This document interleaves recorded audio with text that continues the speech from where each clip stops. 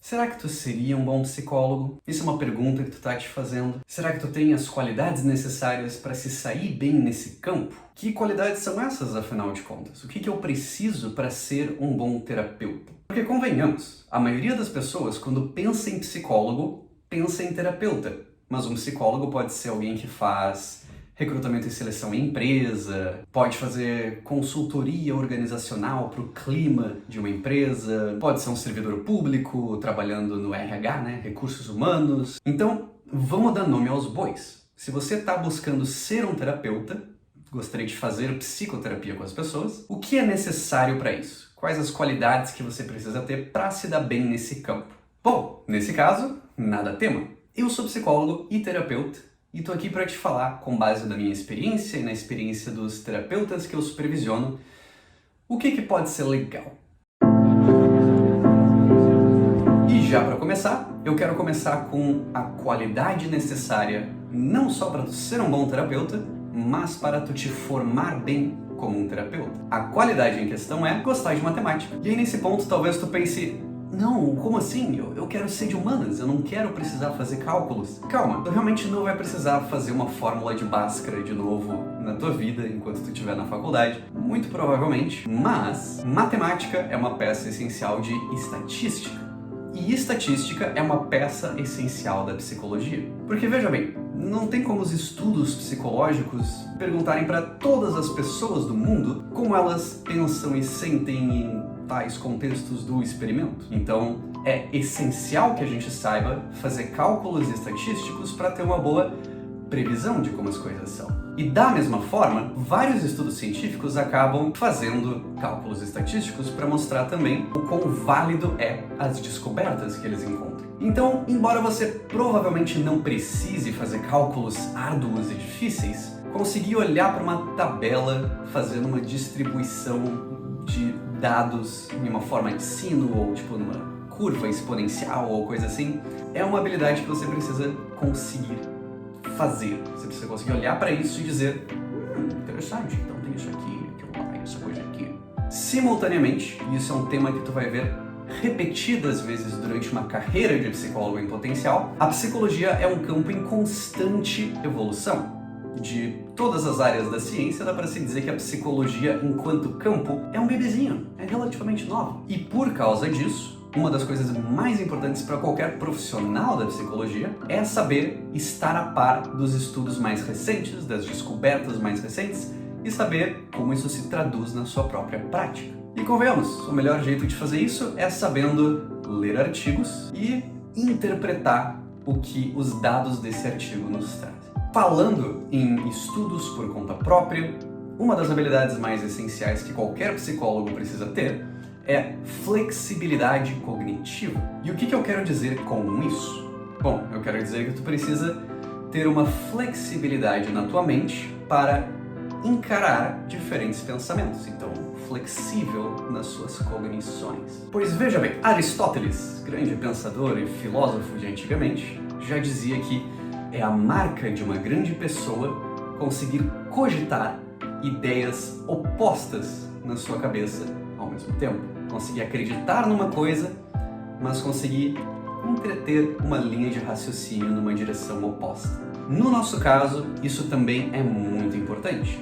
Sendo um terapeuta e conversando individualmente com várias pessoas, tu necessariamente vai encontrar pessoas de todo tipo de crença, valores, visão de mundo.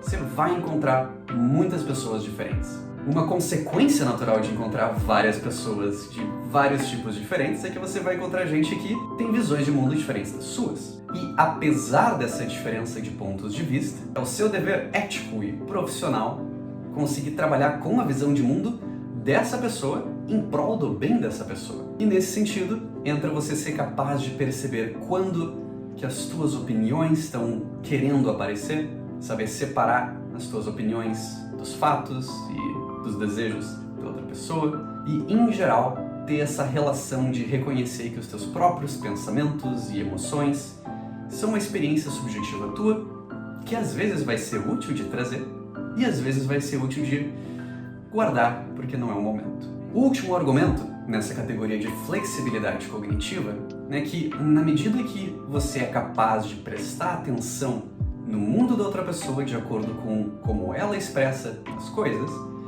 você se torna capaz de usar as palavras dela no processo terapêutico. Na prática, o que isso significa?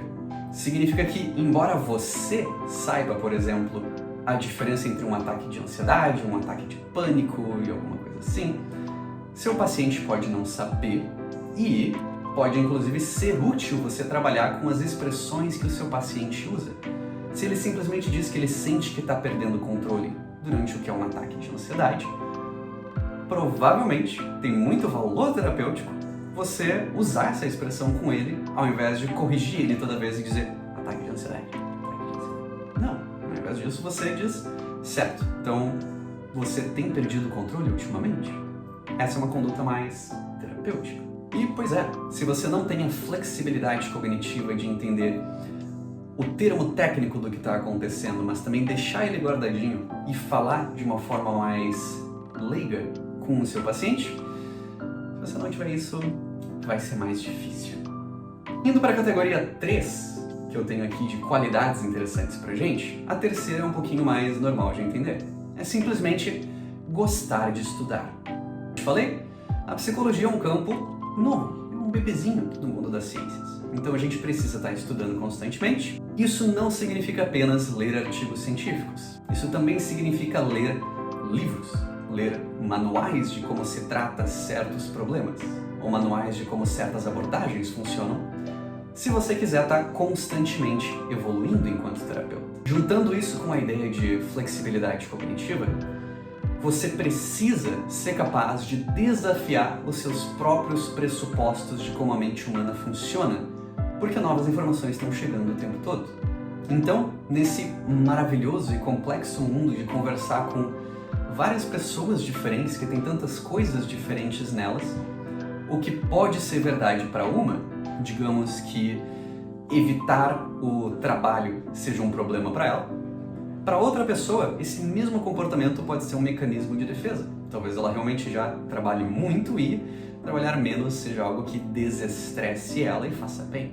E nesse mesmo espírito, também na própria teoria da psicologia de como as coisas funcionam e o que é terapêutico ou não, você precisa estar aberto ao que novos livros e novas descobertas podem te ensinar e, que nem eu falei, daquele lance aristotélico, conseguir ter em mente as duas ideias, porque ambas podem ser verdade dependendo do paciente. Quarta categoria, e penúltima do nosso vídeo de hoje, é que você precisa ter a dose certa de empatia. Ou seja, você não pode ter empatia de menos, a ponto de não se importar com os pacientes e, portanto, não ter um bom vínculo terapêutico, mas você também não pode se importar demais com eles a ponto de você carregar o sofrimento deles para a sua vida pessoal. Se importar demais com os pacientes é uma receita clássica para você acabar sofrendo de burnout, inclusive, então cansando demais na sua prática clínica, como também você acabar agindo de uma forma que não é útil no tratamento, porque você se importa tanto com o paciente que talvez você haja de maneiras que não são éticas ou que não sejam terapêuticas para ele. Então, qual que é a dose certa de empatia? Ora, ser capaz de, no momento da sessão, quando você está sentando ali, conversando com a pessoa, poder sentir o que ela sente, poder chorar com ela, poder rir com ela nos momentos que são compatíveis, mas também ser capaz de abstrair e se distrair disso. Conseguir, quando termina a sessão, tirar o seu chapéu de terapeuta, respirar fundo e fazer carinho no seu gato, abraçar o seu parceiro e, essencialmente, cuidar de si mesmo. E última categoria, que é mais rápida da gente falar, é você entender que você precisa ter uma flexibilidade no seu modo de se comportar com os pacientes. Pacientes diferentes vão precisar que você desempenhe papéis diferentes. Alguns vão precisar que você seja quase um bom amigo, que escuta, dá uns pitacos, escuta mais um pouco e fica meio parelho. Mas outros também vão precisar que você seja um super ouvinte. Não que você não escute bem, não faça uma boa escutativa nas outras vezes, Mas alguns pacientes vão precisar que você fique 90% do tempo olhando e escutando direito, porque se você está se distraindo e não está ouvindo, vai dar problema lá na frente. E claro, outros pacientes ainda vão precisar que você tome as rédeas, vão precisar que você interrompa ele e diga: tá bom, obrigado por compartilhar isso, mas olha só, tem essa coisa aqui super importante que a gente precisa cuidar. No fim do dia, um psicólogo é uma mistura de professor, de ouvinte e de cientista. Não só pelos artigos científicos, mas também por fazer experimentos com os pacientes. No sentido de eles, testarem como é sair da sua zona de conforto, testarem os seus pressupostos. Então, você precisa entender que você precisa de todas essas qualidades e saber equilibrar elas na medida do que os pacientes precisam. Então, se você sente que você já tem esse tipo de características, de todas essas 5 que eu falei, que legal! Talvez você seja um terapeuta já pronto para começar a sua jornada, começar a estudar sobre isso, começar a se capacitar nisso, vai atrás. Se você quer ser terapeuta, mas sente que não tem essas características, em alguma medida, poxa, todas elas são treináveis. Você pode desenvolver o conhecimento de estatística, você pode aprender a cuidar de si mesmo e se importar menos nos momentos certos com a sua prática. Não se preocupa. Todo mundo tem a capacidade de se tornar mais um terapeuta. E, com sorte, os nossos outros vídeos aqui do canal da Eureka vão te ajudar a chegar nisso.